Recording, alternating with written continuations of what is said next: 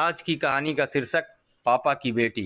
दोस्तों, कहानी अगर पसंद आए तो कहानी को लाइक, चैनल को सब्सक्राइब और अधिक से अधिक शेयर अवश्य कर दीजिएगा।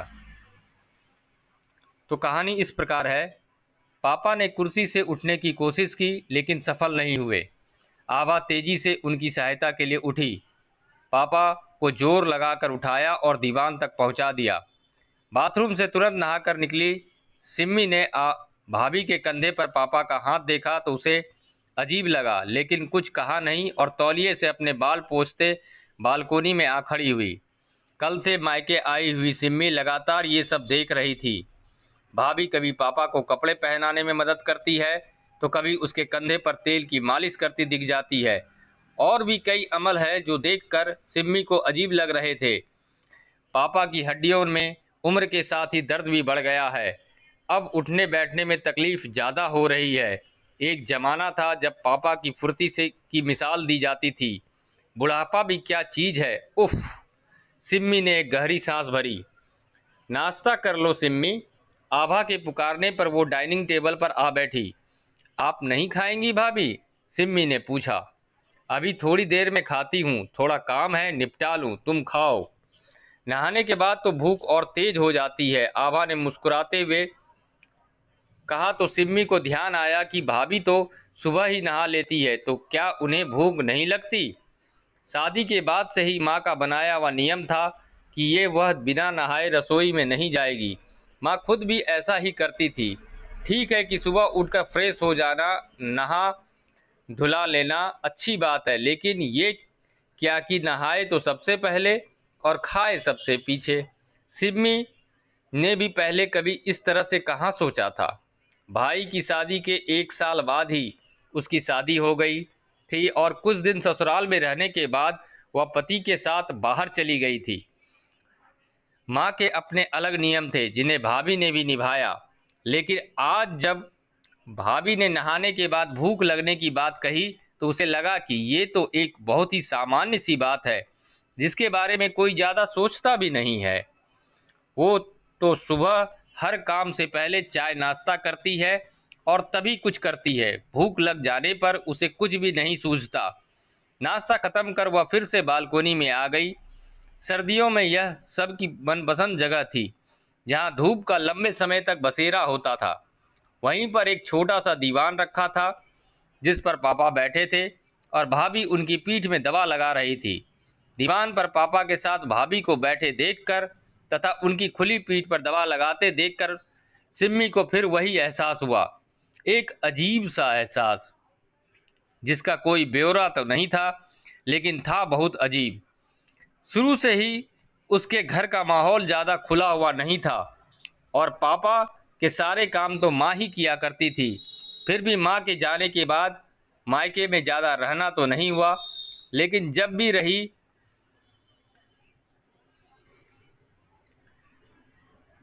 रही उनको खुद ही अपनी देखभाल करते हुए देखा है। भाई की राशन की दुकान है, वह तो सुबह ही दुकान चले जाते हैं। बच्चे जब तक रहे कभी कभी दादाजी के लिए दौड़ धूप कर लेते थे, लेकिन अब तो वो भी बाहर पढ़ने चले गए। पापा अब नाश्ता नहीं करते, सुबह बस थोड़ा सा ड्राई या फ्रेश फ्रूट खाते हैं और फिर 11-12 बजे सीधे खाना खाते हैं। दोनों बाप बेटी इधर उधर की बातें करने लगे और आभा चाय बनाकर ले आई। आओ सिम्मी, पहले चाय पीते हैं, फिर पापा को खाना दूंगी। जब सिम्मी ने फिर महसूस किया कि काम निपटाना तो एक बहाना है, दरअसल भाभी पापा के खाने के बाद ही खाती है। शुरू से उनके लिए यही नियम बना है। हालांकि अब तो कोई देखने पूछने वाला भी नहीं है, लेकिन जो नियम है सो है। बहुत दिनों के बाद इस बार सिम्मी इतने दिनों के लिए मायके आई है।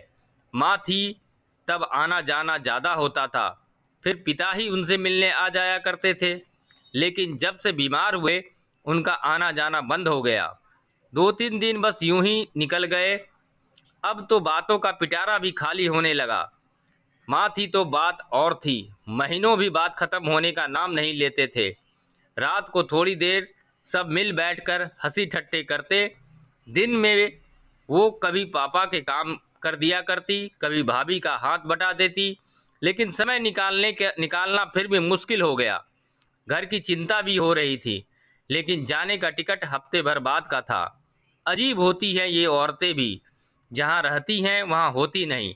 धीरे धीरे उसकी छुट्टियाँ भी खत्म हो रही थी और उसकी अजीब वाली फीलिंग्स भी। आज रात को सिम्मी की ट्रेन है। सुबह सुबह ये ख्याल आते ही उसका मन रुआसा हो गया। कहाँ तो हफ्ते के दिन गिन रही थी, और अब जब जाने का समय आया तो इतना बुरा लग रहा है। भाभी, आज नाश्ता मैं बनाती हूँ, सिम्मी ने कहा तो आभा चौंक पड़ी। सिम्मी के मुंह से ये सुनकर उसे बहुत आश्चर्य हुआ। जानती थी कि सिम्मी को घर के काम में दिलचस्पी नहीं है, और वो भी किचन के काम। क्या हुआ सिम्मी, ऊब गई मेरा बनाया खा खा कर? भाभी मुस्कुराई। नहीं भाभी, आप प्लीज जाइए और जाकर बाकी काम देखिए, आपको तो कितने सारे काम हैं। आभा सचमुच आश्चर्य में थी, क्योंकि आज तक कभी सिम्मी ने इस तरह का प्रस्ताव नहीं रखा था, तब भी नहीं जब वो दोनों साथ थी या जब वह काम और बच्चों की जिम्मेदारियों से घिरी रहती। आज अचानक इसे क्या हुआ, वो भी जाने के दिन? मन ही मन सोचती सिम्मी रसोई से बाहर आकर पापा का बेड ठीक करने लगी। जब तक उसने घर को व्यवस्थित किया, सिम्मी ने नाश्ता तैयार कर लिया और भाई को आवाज़ लगाई। भाई ने खूब तारीफ कर कर नाश्ता किया और बेड पर चले गए। फिर वह 2 प्लेटों में नाश्ता लाई और भाभी को आवाज़ लगाई।